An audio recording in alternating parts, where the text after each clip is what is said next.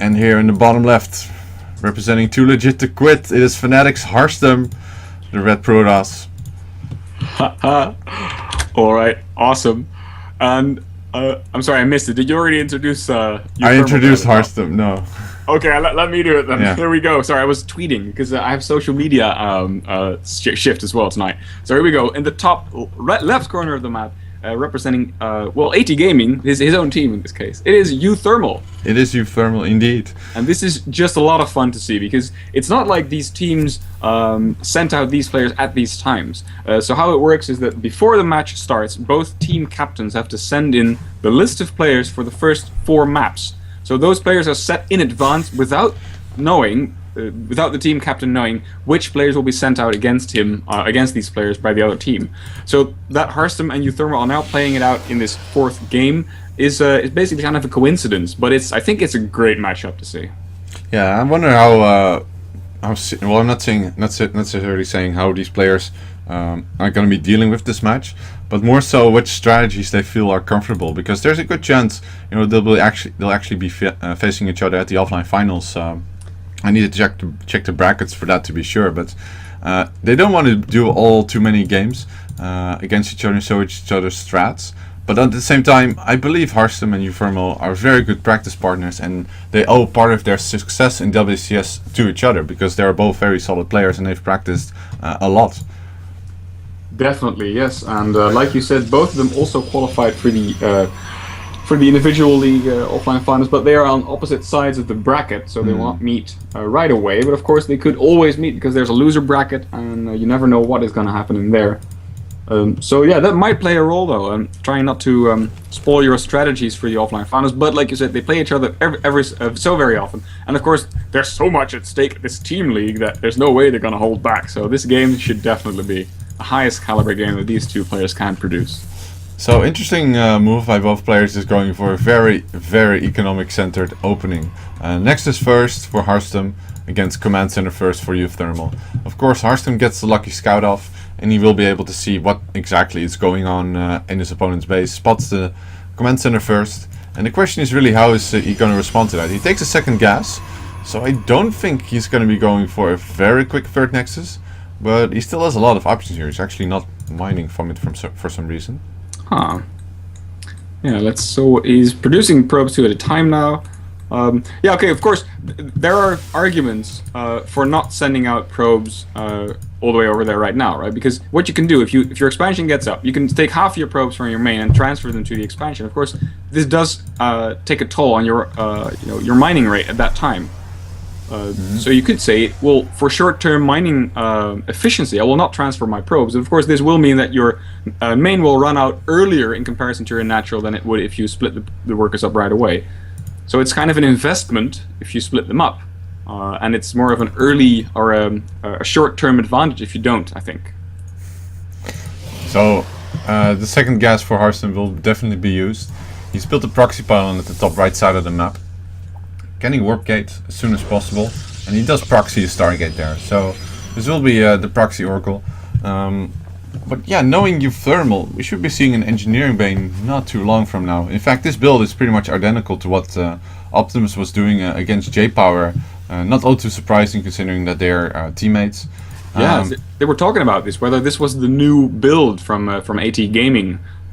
So do you think teams work that way, that they work on a specific build? I know that we've seen Team EG, Evil Geniuses, do something like this before, right? That they came to a tournament and all of them had this very specific build that they used to win the whole tournament. I think that was Team Slayers at MLG a couple of years ago, where they all did Blue Flame Hellion builds and just lined them up and killed everything.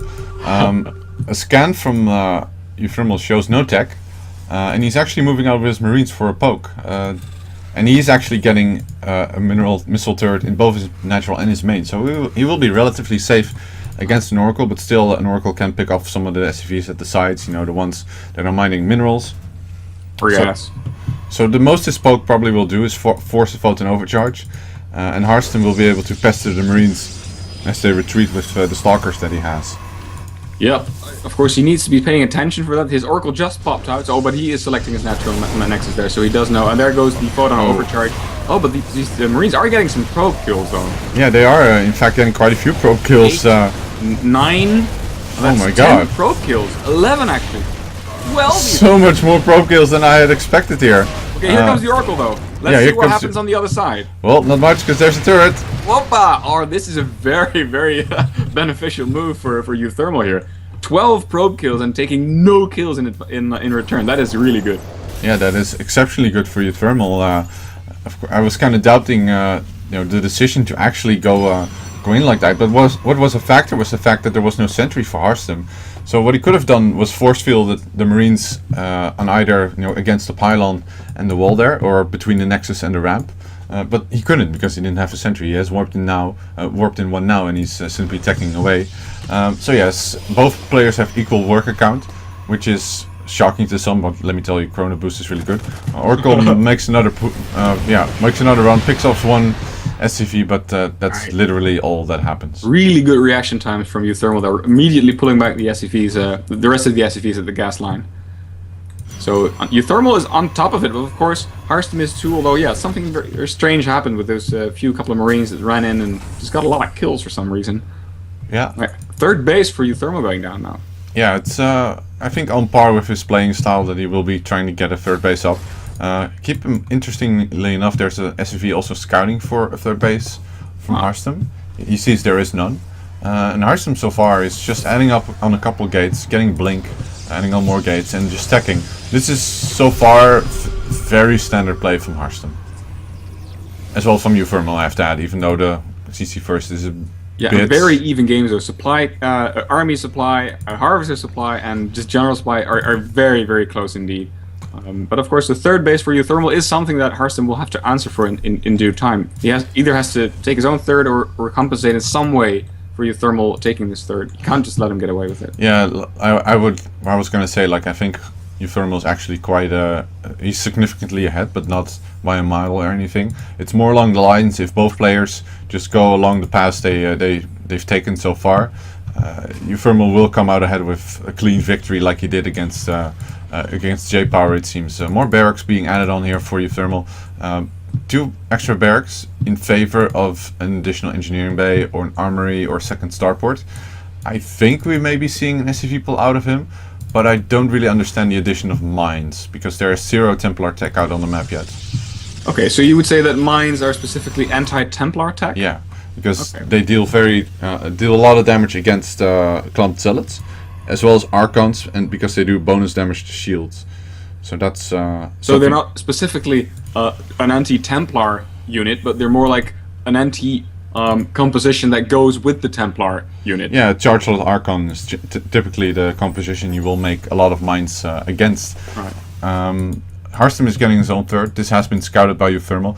He's making a very cheeky move here by burrowing that Widow Mine there. I'm gonna have to keep an eye on that, because if Harstem takes like 20 probes and he clicks them towards one of the mineral fields that's really close to it, that could be a massacre. Definitely. Wow. Oh, you're right. We're gonna have to. I'll try and help you keep an eye on that. Yeah. So far, Harstem is just building up a very standard army and getting the Templar archives. The question is, how heavily is he going to transition into this? Is he going to completely abandon the Colossus tech? So far, no, because he's finishing up the Extended Thermal Lance. He's getting a 4th Colossus. But after this, the Widow Mine got 3 kills. Oh, okay. That's pretty nice. I mean, yeah, I think... Is there an observer with this army? No. I wonder if Harstem actually saw it happen, or he's just like, our probes are under attack, and then there's nothing there, which is quite confusing. Yeah, he's actually not. I'm not sure if he's responding actually, and the mine is recharging, and it's just seconds away from firing again. So there's definitely going to be another probe kill. Yeah, at least one more probe. It's not going to be with us for very long. Nice shot there, another 3. Yeah, I think Harstem pretty much saw what happened there, so he's going to send his observer over there as well. But look at the army. Oh yeah. Oh, not only the army. Oh boy. Oh yeah, this is the timing. This is the 3 Ghost SCV pool timing, which is meant to deal with pretty much every macro Protoss play there is. This is a significant army advantage here for Euthermal, but I don't think Euthermal is aware. I think Fnatic Harstem is aware of this yet. He has popped the Guardian Shield, but his army really isn't all that big. He needs to burrow a couple of Widow Mines. He needs to get his army together. Half of the army of Euthermal is not even close, and he needs to make a move on the third. Now EMP is hit, but don't connect to anything that's actually useful. SCVs are already fighting. Vikings now get on top of the Colossi. One Colossus goes down, second one going down right now. SCV's taking up a lot of damage, and the army from Hearthstone is just evaporating. It is evaporating. I thought there were quite a few Zealots left, but no. Uthermal gets a great engagement here, cleans up the army of Hearthstone, and GG. AT Gaming will be the first team here that actually advances to the offline final.